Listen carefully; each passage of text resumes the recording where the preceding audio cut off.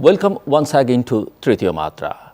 The United Kingdom is a significant trading partner and source of foreign direct investment for Bangladesh. The two countries have substantial bilateral trade, with the United Kingdom purchasing garments, textiles and other goods from Bangladesh. There is also a significant Bangladeshi diaspora in the United Kingdom, which strengthens cultural and economic ties between the two countries. In terms of development assistance, the United Kingdom has been a major donor and sponsor of development programs in Bangladesh, providing generous assistance in sectors such as education, health, infrastructure, and poverty alleviation. A few months back, the UK appointed a new British High Commissioner to Bangladesh, Madam Sarah Cooke, and she presented her credentials to Bangladesh President on June 8. She has previously served in Bangladesh from 2012 to 2016 as the country representative for the Department for International Development, DFID. Most recently, she was head of the Southeast Asia Department at the Foreign, Commonwealth and Development Office from 2020 to 2023 and the British High Commissioner to Tanzania from 2016 to 2020. She will be our special guest today to discuss UK-Bangladesh bilateral relations, and this is her first television appearance in Bangladesh as British High Commissioner. Madam High Commissioner, welcome to the show. Thank you very much. It's a real pleasure to be here. Madam High Commissioner, how are you finding Bangladesh so far? I'm absolutely delighted to be back here in Bangladesh. As you said, I've previously served here between 2012 and 2016, and I always wanted to return to this beautiful country. It's always had a very special place in my heart. The UK and Bangladesh have had a very long, strong partnership. We have a long shared history. We have very deep people-to-people ties, and we're also members of the Commonwealth together. So we have a real opportunity, I see, to further strengthen our relationship. Last week, I hosted the official birthday party of King Charles III and the party to celebrate the coronation of their majesties. And it was very clear to me just how strong the partnership is between our two countries. I was delighted to celebrate the special occasion with so many friends and partners. And I'm really looking forward to, and my time here in Bangladesh, to really strengthening the UK-Bangladesh relationship even further. And you were recently not new to Bangladesh, as you said, and we know as you served here from 2012 to 2016 as the country representative for the Development for International Development. Now as the High Commissioner, you were seeing Bangladesh from two different vantage points and at two different moments in history. Has your understanding of Bangladesh changed significantly due to seeing Bangladesh from these two different perspectives? Well, I've seen a lot of change actually since I was last here in 2016. The country is on the cusp of graduating from least developed country status, and the country is also playing a much more prominent role on the global stage as well. And then very visibly, as I've been going around the city and the country, I've seen a lot of change. When I first arrived, saw the new terminal that is being built at the airport. That's going to make a very big difference to the country. I've seen new roads, the new railway. All this is going to really help even strengthen further Bangladesh's very impressive economic performance. And I think in that context, as you said, when I was last here, I was the head of the UK's Development Assistance Programme. I've now come back as High Commissioner. And I think in that time, our relationship with Bangladesh is also changing. I want to see a transition away from large-scale development programmes of the kinds that we used to run.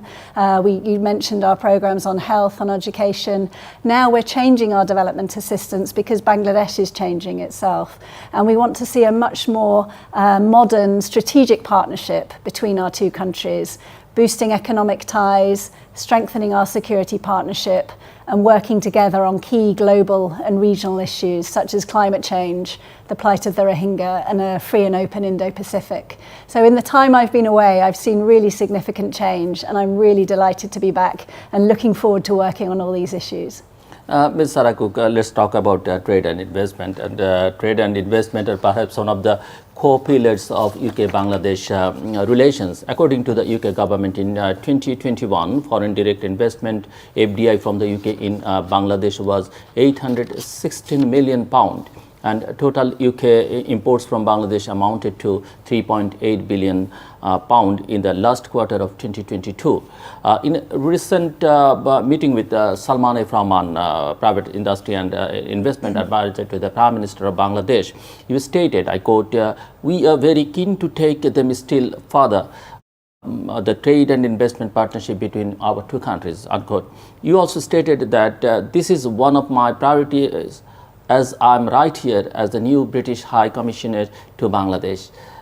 What are your thoughts regarding the current level of trade between the UK and Bangladesh, and what are some of your plans to take our bilateral relationship, trade relationship specifically, still further? Yeah, you're absolutely right. One of my top priorities whilst I'm here is to strengthen the two-way trade and investment relationship between our two countries. It is already strong, but I think it can be even stronger. I'm particularly keen to strengthen trade, to see open markets and a firm commitment to creating jobs in both of our countries. Just last week, the UK launched its Developing Countries Trading Scheme, which is a global scheme working in over 60 developing countries around the world. And through that scheme, of which Bangladesh is one of the beneficiaries, we will see extended preferential tariffs and also simplified rules of origin, simplified trade rules, which will make it easier for Bangladeshi companies to export to the UK. As you said, we already have a large number of exports, particularly from the garment sector, but the Developing Countries Trading Scheme should support the garment sector, but also help Bangladesh diversify its exports into the UK market. The other area I'm hoping to increase is also trade from the UK into Bangladesh as well. So based on open markets, based on a level playing field, and seeing increased investment from British companies coming into Bangladesh.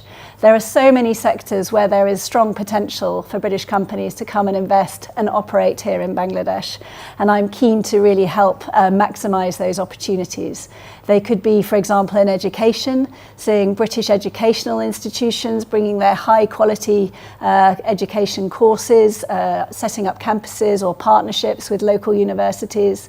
We're looking to strengthen our investments in financial services, professional services, in healthcare, in technology, in aviation. There's so many sectors where there is potential, and I'm really keen to boost that two-way trade and investment, as I said. Press releases from your meeting with the Prime Minister's advisor stated that the UK has expressed interest in taking trained nurses from Bangladesh to work in the United Kingdom. Could you elaborate a little more on this plan? So Bangladeshi healthcare workers already make an important contribution to the UK's National Health Service and also to UK society more generally. Obviously, we want to ensure that we're recruiting healthcare workers in a responsible way to ensure that we're not inadvertently impacting the healthcare system from the countries where they are coming from. As you said in your introduction, the UK has been working in partnership with the government of Bangladesh to strengthen the local health system here for many years. So, for example, we've helped to train 8,000 midwives through our work to support the establishment of a midwifery profession here in Bangladesh. And we also have British institutions that are working with local institutions here. A really good example is the Grameen Caledonia College of Nursing, where the University, Glasgow Caledonia University, which is a leading expert in healthcare in the UK, has set up a partnership here in Bangladesh to train nurses. So what we're trying to do, our plan is to work to strengthen the local health system, and while we remain open to taking trained nurses back to the UK as well. But it's very important to us that we do that in a responsible way, so we're not adversely impacting the local health system here. High Commissioner, the UK recently signed a joint communique with Bangladesh with the aim of establishing an aviation partnership for the necessary cooperation in the development of Bangladesh's aviation sector, including the purchase of passenger and cargo aircraft from Airbus. How significant is this new development from your perspective, and what is the current status of the new deal? Well, I think it's a very important partnership that was signed, a government-to-government partnership, the Aviation Trade and Investment Partnership. And it was signed, it's a very significant development. I think it's a sign of our commitment to the aviation industry here in Bangladesh, and also our support to Bangladesh's ambitions to become an aviation hub here in South Asia. That will be an important contribution to Bangladesh's continued economic growth. So we also want to use this partnership to help create jobs and to boost trade and investment in the way that we were talking about earlier. And I think this partnership will help bring UK expertise, UK technology to Bangladesh. And as you said, there are British companies who want to come here and work as part of that partnership, so we can really strengthen the aviation sector here and deliver that ambition to be an aviation hub in the region. And from your understanding, what are the main difficulties being faced right now for United Kingdom's investors to invest in Bangladesh? So the UK is the second largest investor in terms of foreign direct investment stock. I'm very proud of that. I think it's a signal of the strength of our relationship. And we invest in a range of sectors. We have world-class companies here, HSBC, Standard Chartered, Unilever. And as you know, they are subject to very strict legislation in the UK to ensure that they are working responsibly around the world and meeting international standards. And we are working together with Bangladesh to improve the investment climate, to make it easier for companies from the UK and around the world to start and operate businesses here. A very good example of that was the Trade and Investment Dialogue, the second dialogue that we've held, which happened earlier on in the year. And there we discussed a whole range of issues where we can strengthen the investment climate. I've spoken to a number of British companies since I've been here, and I think for them, or what all international investors want, is predictability of their investments. Unpredictability. So they want predictability. They want to know, they want clarity of the tax regime. They want to know that their intellectual property rights will be protected, and also if they're in any commercial disputes, that there'll be improvements in commercial dispute resolution. Those are the kind of areas that we are engaging with, we're supporting to strengthen the investment climate, because then there'll be more companies from the UK and around the world investing in Bangladesh and creating jobs for mutual benefit and for mutual prosperity. Ms. Sarah Cooke, as we all know, the RMZ sector is the lifeblood of Bangladesh's trade economy. But do you see any other economic sectors in Bangladesh that have the potential to significantly complement Bangladesh's trade portfolio? As I said, I think there are a range of sectors where British companies have an interest in investing.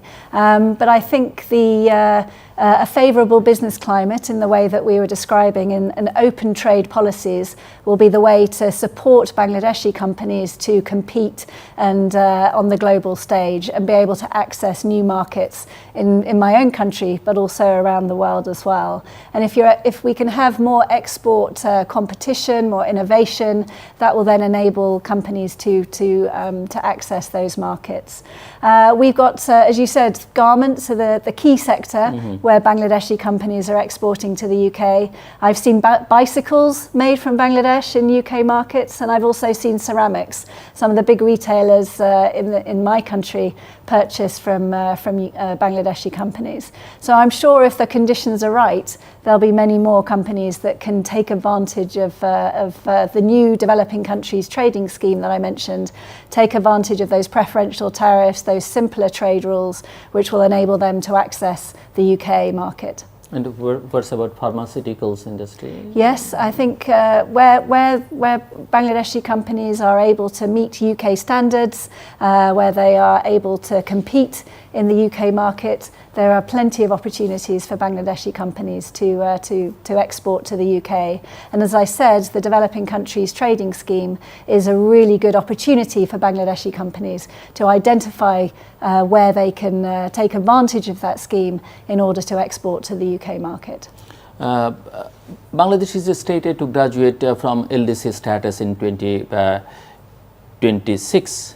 And this is likely alter a lot of preferential trade relations Bangladesh currently enjoys with various countries. According to the British High Commission, the UK's Developing Countries Trading Scheme DCTS is an indication of the kind of post-LDC partnership we might look forward to with the UK. Is there a significant difference in the benefits provided by the DCTS compared to the previous GSP model? And what are the key preconditions Bangladesh must meet in order to acquire and maintain DCTS benefits? Yes. So as you say, the Developing Countries Trading Scheme, the DCTS, it was launched last week and is now in operation. So is an opportunity for Bangladeshi companies to export to the UK.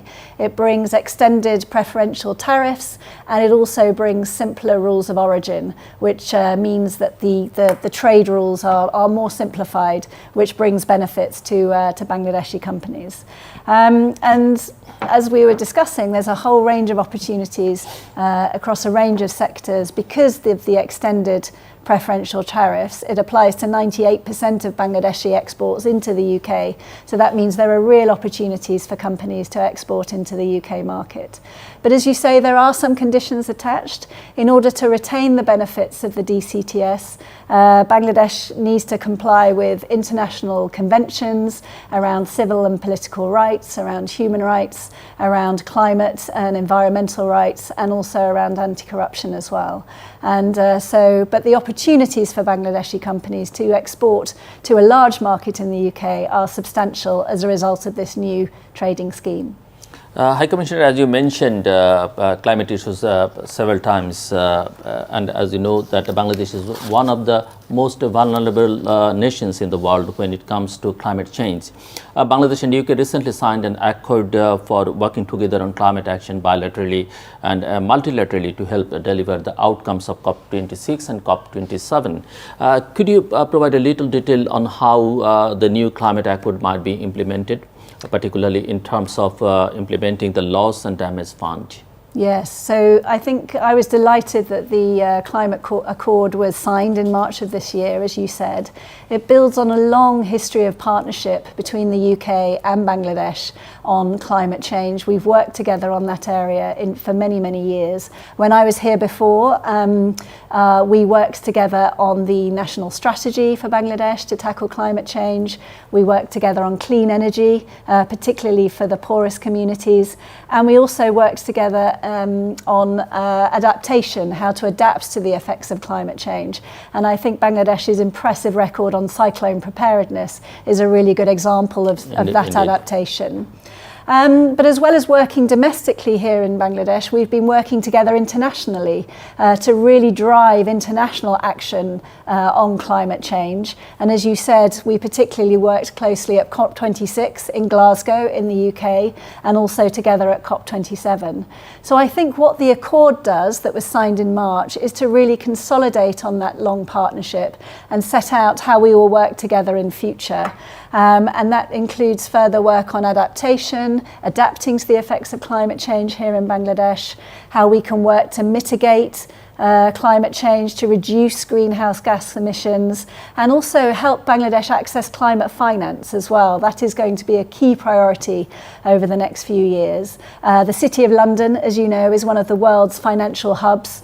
A lot of climate finance comes from the City of London. So if we can help make those partnerships to enable Bangladesh to access climate finance, then that's going to be a really important outcome of this accord. And you also mentioned loss and damage. That's a key priority, I know, for Bangladesh and for many countries that are particularly vulnerable to climate change.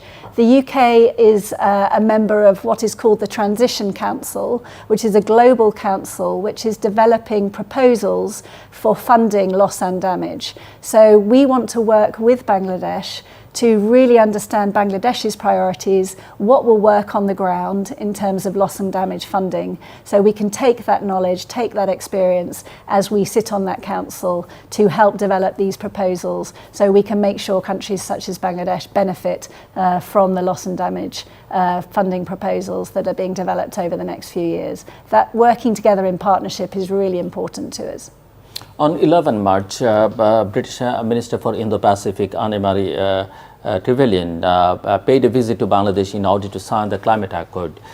She also discussed issues of security, democracy, human rights, trade, and the Rohingya refugee crisis.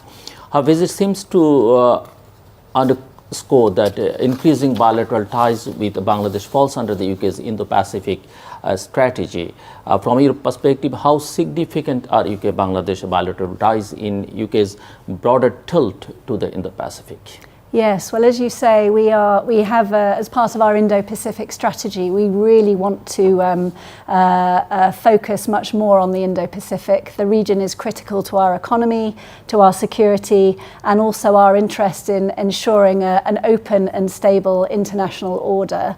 And I think our partnership with Bangladesh is extremely important to our work in the Indo-Pacific. As I said earlier, we have a very long shared history. We have very deep people-to-people ties, and also we are both members of the Commonwealth, which means we have a very deep foundation for our partnership and our work together in this region. And I think that gives us opportunities to work together on a whole range of issues, be it peace, security, maintaining the rules-based international system. We also want to work together on climate change, as I say, and also regional issues such as the plight of the Rohingya. So I think there's a whole range of areas where we can work together, both bilaterally and as partners in the Indo-Pacific. There seems to be an obvious struggle for influence brewing in the Indo-Pacific between China and the US. With the beginning of AUKUS, the UK also seems to be eager to be a part of the fray. Do you believe there might be a more important role for South Asian countries such as Bangladesh in the ongoing power dynamics at play in the region?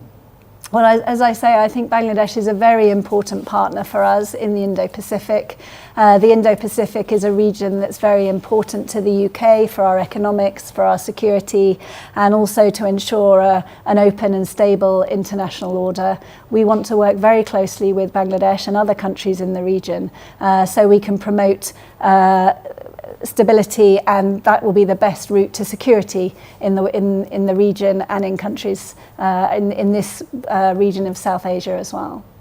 High Commissioner Sarah Cooke, the UK recently stated that it is providing an additional £2.3 million in humanitarian support for Rohingya refugees. The FCDO also stated in a press release in May that the UK is coordinating with the US and Canada to sanction Myanmar's military regime. Do you believe that a regime change in Myanmar is the only solution to repatriating the displaced Rohingya people? Is there a possibility that the refugee crisis will remain unresolved indefinitely? So I think the solution to the Rohingya crisis lies in Rakhine, lies in Myanmar itself. However, as we all know, the situation in Myanmar remains extremely challenging, and the conditions on the ground in Rakhine State are not yet conducive for the safe, dignified and voluntary return of the Rohingya refugees. What the international community hopes to see is durable solutions in Myanmar that end the cycle of violence here, and a key element of securing that is through accountability. And the UK is playing a key role to ensure accountability of the Myanmar regime. As you know, we have a seat on the UN Security Council, and we are what is called, it's a technical term, but it's what it's called the pen holder on Myanmar in the UN Security Council. So we use that role to keep the focus on accountability of the Myanmar regime. And we were delighted that in December last year, we and our partners were able to secure a UN Security Council, what's called a Chapter 4 resolution on Myanmar, the first one that we've had. And so that's a really important instrument for accountability. We're also supporting the International Court of Justice regarding Myanmar's obligations under the Genocide Convention. There's an ICG case on that, which the UK and other international partners we're supporting. And as you said, we have put in place a targeted sanctions regime. We've sanctioned over 20 individuals and 29 entities which are committing serious human rights abuses. So all this together is helping to keep the pressure and to ensure accountability of the Myanmar regime. But what we're also doing is supporting the refugees on the Bangladesh side of the border. Bangladesh, we're very grateful to Bangladesh's generosity for hosting the refugees in after they've been through such a challenging experience. And we, the second largest donor to the Rohingya response since 2017, we've provided over £350 million worth of support to support the Rohingya refugees in Bangladesh, to help them with shelter, to help them get access to education, to basics such as food and water. Those things we are supporting, working through UN and other partners to make sure that we're helping meet their needs. But at the same time, it's important that we're supporting the local community in Bangladesh as well, and we're making sure that our development assistance funding, as well as helping the refugees, is also helping the local communities down in Cox's Bazar. That's really important, given the generosity of the people, the Bangladeshi people, in supporting the refugees. And we will continue to do that. We will continue to support the government of Bangladesh and the Rohingya refugees whilst they remain here in Bangladesh. Madam High Commissioner, you have arrived in Bangladesh at a most opportune time, I must say, and the next general elections are around the corner. Bangladesh seems to have become a far more noteworthy player in world affairs since the last election cycle. Do you think this increase in the prominence of Bangladesh on the world stage can have an effect on how elections are held in Bangladesh? Yes, I think they will. I think the increased prominence of Bangladesh on the global stage means that there will be considerable domestic and international interest in how the elections are held. There'll be interest in seeing credible, free, fair and participatory elections, and elections which are free from violence. If we are able to see credible, free, fair and participatory elections, it means that the Bangladeshis can choose their political future, which is obviously extremely important. And as we know, strong democratic institutions or strong elections is what will underpin the quality of domestic institutions going forwards.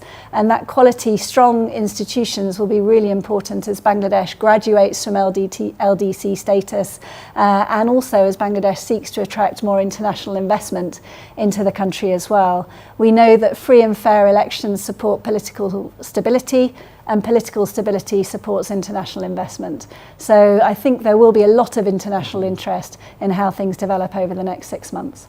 In order to facilitate more transparency during the elections, the Prime Minister has proposed the Commonwealth send diversified election observers to observe the next polls. Are there any plans regarding sending election observers from the United Kingdom? Well, we know that election observers play a very important role and a very positive part of elections processes in countries around the world. In other countries I've been posted to, I've seen the important positive role that international observers can play. And obviously we welcome the Honourable Prime Minister's commitment to inviting international observers to observe the elections here. And as a close partner of Bangladesh, we will be working with our international partners to complement what they are doing, working through our bilateral programs, our political engagement with the range of political actors here in Bangladesh to do what we can to encourage credible, free, fair and participatory elections. Election time violence and violent crackdowns are unfortunately a common occurrence in the history of Bangladesh. The security and law and order forces also have numerous allegations of violating human rights. The protect of human rights seems to be an important component of the new DCTs. Could Bangladesh risk losing DCTs if there is widespread violence and irregularities in the next general elections? Well, I think first and foremost, the Developing Countries Trading Scheme, the DCTS, is all about boosting trade and prosperity. We want to strengthen our trade and investment with the country to create jobs and to create prosperity in both of our countries. As I said earlier, retention of the DCTS is based on respect for human and labour rights, compliance with international conventions on civil and political rights, on anti-corruption and on environmental environmental standards as well, climate and environmental standards. And obviously we'll be closely monitoring all these aspects so we can really understand the situation on the ground. The United States has already sanctioned several members of Bangladesh's RAB and the organization too due to allegation of human rights violations. The US is also taking a very strong visa policy regarding the integrity of the next general elections. Both these acts have been received tremendously positively among the common people of Bangladesh. Any kind of pressure against undemocratic actors is wholeheartedly welcomed by the people. Are there any plans from the UK to follow suit with the US in this regard? So as I've said, the UK shares the desire for Bangladeshis to be able to choose their political future through free, fair and credible elections where there is participation from across the political spectrum. Similarly, we encourage all political actors and the law enforcement agencies to refrain from violence and to respect human rights. We share information regularly with our international partners so we can understand the situation on the ground here in Bangladesh. But as I'm sure you'll appreciate, we don't discuss issues of visa policy.